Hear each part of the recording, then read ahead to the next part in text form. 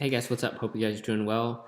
Come to you guys with a video. Man, it's been a really long time. My first video in like a year and a half or something like that. So it definitely feels kind of weird. But also, this is my first time showing my face on camera, so this is me. But had a had some cards come in from Blowout a little while ago, and I've recently been watching a lot of videos over the past couple months. So figured I'd try and start making YouTube videos again. Um, so yeah, I guess I'll show you these cards and then get into what I've been up to and why I've not been on YouTube much. So yeah, I got this a lot of Paul Goldschmidt cards in from Blowout, and so he's one of my favorite players in baseball. So I got this 2015 Topps Chrome Blue Refractor of Paul Goldschmidt, numbered out of 150. Can't really see it, but it's right. The numbering's right there. From 2016 Topps Chrome Gold Refractor of Goldschmidt, numbered out of 50. 2013 Topps Finest Green Refractor, numbered out of 199. And then a few relics of Paul Goldschmidt. Got this 2014 Topps Tribute Forever Young Blue relic, numbered out of 50. 2016 Topps Museum Collection Primary Pieces Quad, numbered out of 99 of Goldie. And then lastly, from 2016 Topps Triple Threads, this is the Unity Triple Relic, numbered out of 36. 3 and 3, referring to his 3-hit and 3 intentional walk game against the Brewers in 2015. So there are those. Glad to have those in the collection. So if all you came for was the cards, feel free to click off now, and then I'll get into what I've been up to and why I've not been on YouTube. So, sorry, I've got my phone over here to remind me of some of the things that I wanted to say. But when I first started doing YouTube, I was in high school, and I was really excited to share my collection with everyone and see what other people had in their collections and just get to interact and connect with other collectors, especially since I didn't really know anyone who really collected cards except for myself. So it was kind of cool, and I was really excited to make videos and watch videos. It was just really fun to get to interact with everyone in that way. But the longer I was on, I'm actually in my last semester at Baylor right here. So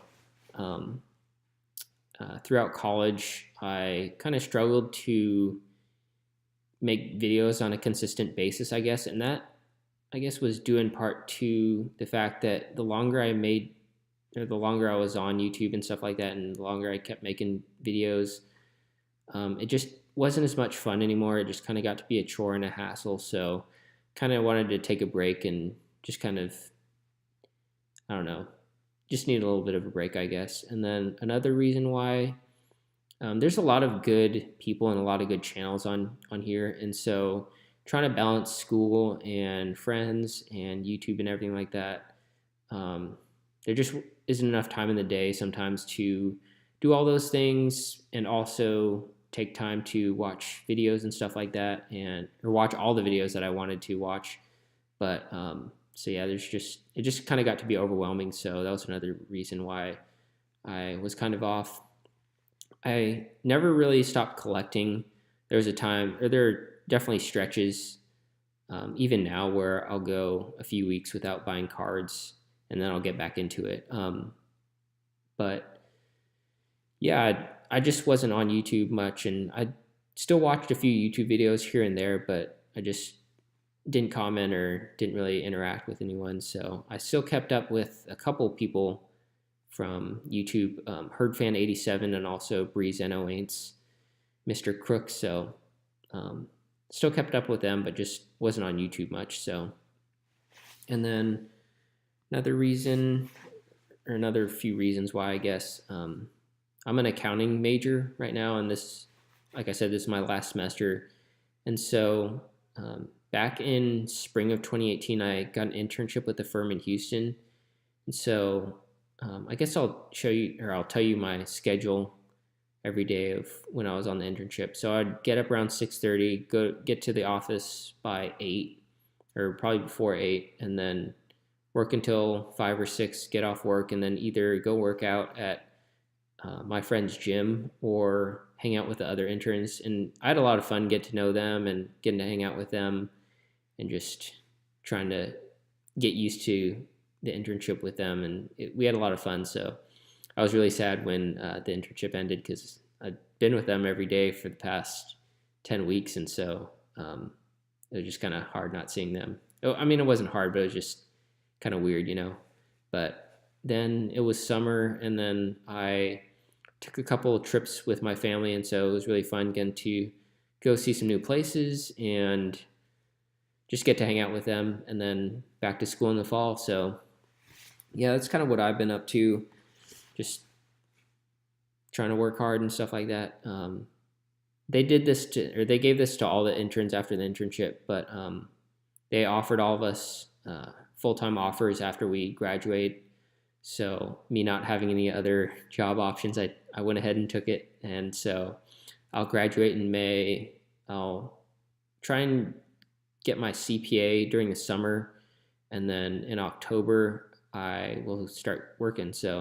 Or start working full-time. So not really looking forward to doing the CPA, but everyone at the firm told me, yeah, you should probably get it before you start working, just so you're not working and studying at the same time, because I definitely won't want to come home and have to study for that. So hopefully I get that knocked out this summer. But yeah, that's kind of what's been going on with me over the past year and a half or so. And I guess I'll share a little personal thing. I'm not going to get into what all happened, I guess, but I'm not really an optimistic person, or definitely not the most optimistic person by any stretch. I'm more of a glass half empty kind of guy, although I used to be really glass half empty. So we're kind of getting towards glass half full, I guess. But coming into 2018, I just had a lot of hope about the new year, just because there's some things that I was working on that I was hoping would work out. And don't get me wrong, 2018 was a good year in other areas. Just in this one area, it wasn't. Was kind of hoping things would work out, but they didn't, and it was kind of a tough year. I didn't really feel myself the entire year. Just kind of weird, I guess. But at times I wish I could have fast forwarded through it, but I guess I needed that time to learn from things and learn to be okay with things not working out, and just learn some lessons and take those with me and leave everything else behind. So that definitely was kind of a tough year. But we're in a new year, 2019. We kind of turned the page. Although, if you think about it, it's us who kind of make it a big deal, or the new year a big deal. It's honestly just another day in your existence, I guess. But yeah, so I'm in a better place than I was last year. So that's good. So yeah, those are kind of the reasons why I've not really been on and not really been active. So let's see what else has been going on. Oh man, the Astros won the World Series. How could I forget? I think I stopped making videos before they won, and so that semester that they won was kind of a tough semester for me. Classes are kind of tough, but the Astros kind of winning the World Series made it okay. But I actually got to go to ALCS Game 6. This was the game after the Astros came back from New York after losing all three games to the Yankees there. And so we had to win both games to get to the World Series. So let's see. Verlander pitched that game. I actually went with my brother, and that was the most exciting game I've ever been to. First of all, that was the first postseason game I'd ever been to. So, of course, it's going to be the best game I'd ever been to. So just because it's an elimination game and everyone's just pumped up and excited, and man, that game was awesome. It was just a lot of fun. I was really excited, and yeah, it was just a great game to be at. So they ended up winning the game, won Game 7, of course, to get to the World Series. Played the Dodgers, and then yeah, won it. I really don't know how they did it, but I guess we were just a good team. But I guess I'll share a funny story from that series. So Game 5 was that crazy 13-12 game, and that was the day before I had to take a big test in one of my classes, and I hadn't really studied much, so I was having to study on Sunday, which was the day of Game 5. So me and my roommate were in the same class, and so we were studying. And so I watched a bit of the first inning, and the Dodgers scored 4 quick runs off Keuchel, and so I was like, man, this is gonna be a bad game, especially since Kershaw was pitching. So I was like, man, I don't think Kershaw's gonna be that bad. Like, he's got a 4-run lead. Come on. So I went back to studying. Checked a little bit while later. The Astros tied the game on Gurriel's 3-run homer, and so I was like, sweet, like we're back in it. And went back to studying a little bit more. Checked again. Bellinger hits a 3-run homer to put the Dodgers up by 3 again, so it's 7-4. I was like, oh, dang it. Like, I don't know how they're going to come back, but sorry, excuse me. I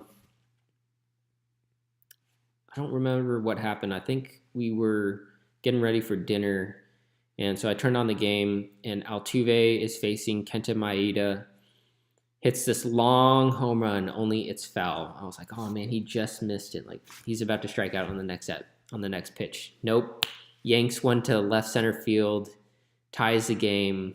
It's 7-7. Everyone's going nuts. I'm going crazy because it's tied again. And I really don't remember what happened after that or when I turned on the game again.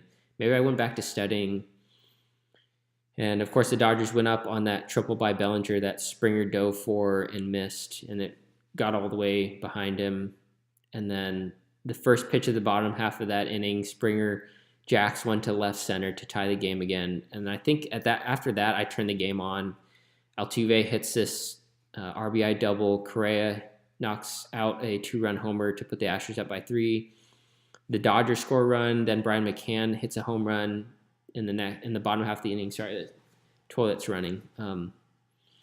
Put the Astros up by 3 again. I'm like, man, we're going to get this done. Nope. Dodgers come back and score 3 runs to tie the game. We're going to extra innings. I'm kind of mad. And at that point, I've just given up on studying. I'm like, whatever. Like, this game's too exciting to not watch. So, yeah. So by this time, it's already like 12 or 1 or 2 a.m. in the morning. And so me and my roommate, who was the same guy I was studying with for that test, we were in the same class. We were watching the game. He's not really a baseball fan, so but he didn't really want to study either. So we watched the game. And then I had another roommate at the time who was with his girlfriend, and we thought they were sleeping. And so we were trying to be quiet. And bottom of the 10th inning, Alex Bregman gets a walk-off single to score Derek Fisher from second base, and I just go crazy. I'm jumping around everywhere and flailing about. I don't even know what came over me or what I was doing. But what was funny about it was we thought my roommate was asleep, and so we had to be quiet. And so it was just me silently celebrating, I guess. And turns out my roommate wasn't asleep. 15 minutes later, he comes out of the room and says, yeah, I didn't even need to check my phone to see if they won because I heard you and I figured they'd won. So that was kind of a funny story, I guess. But yeah, and then they ended up winning Game 7. I really didn't think they were going to do it because I figured if we were going to win, we were going to get it done in Game 6 because it's really hard to win on the road after you just lost a Game 6 and then coming back to win a Game 7. But somehow they did it, and I don't know, my roommates wanted me to take shots after they won because, I don't know. But I had an 8 a.m. class the next morning, so I was like, that probably wouldn't go over well. So, but I think everyone in my classes knew I was a pretty big Astros fan because I would keep track of the games in class. I never got caught for it, but our family doesn't have cable, and so I kind of just have to keep up with it on MLB.com or ESPN, and I would keep up with the games in class. And even now, a lot of my friends are like, dude, you were so into it that year. Like, you were just all hyped up, and it was kind of funny. But yeah, so that definitely helped make that semester a lot less terrible. Not like it was super bad, but every semester has its highs and lows. So yeah, just kind of a cool thing. The Astros winning, especially since Harvey happened that year, and it just gave a lot of hope to a lot of the people that were really affected by it, and just kind of gave us something to rally around. So yeah, it was really cool. And then let's see what else. Collecting wise, or hobby wise, I guess.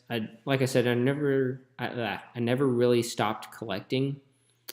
And so one of the things, or one of the new changes in my collection is I don't really PC Chris Sale anymore, just because I'd like to put the money that I was using on him towards other areas of my collection. So I sold off most of my PC of him. I kept all the white whales that I have of him, just because they're the most expensive cards that I had of him, and just kind of wanted to keep them. So still have those, but don't really PC Chris Sale anymore.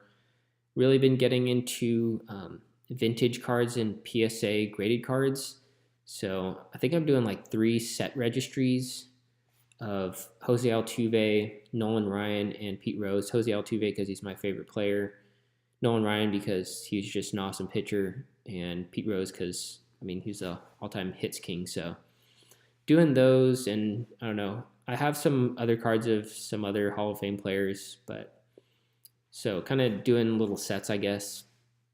And then a big thing that I'm doing now is trying to pick up or complete the Astros vintage Topps sets graded by PSA.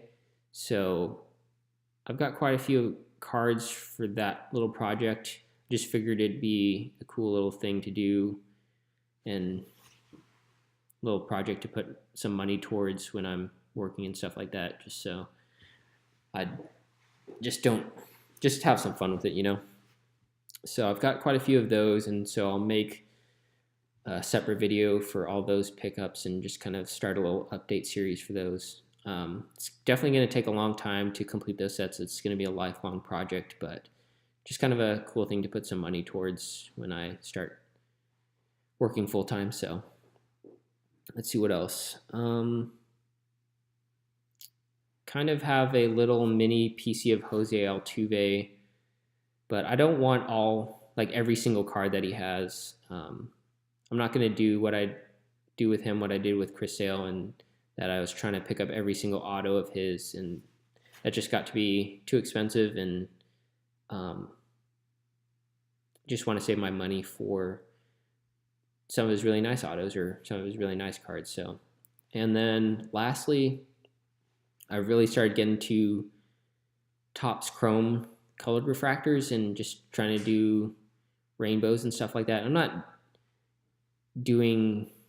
like super going hard after the rainbows, but just if I find some cool deals or some good deals on some colored refractors, then I'll pick them up.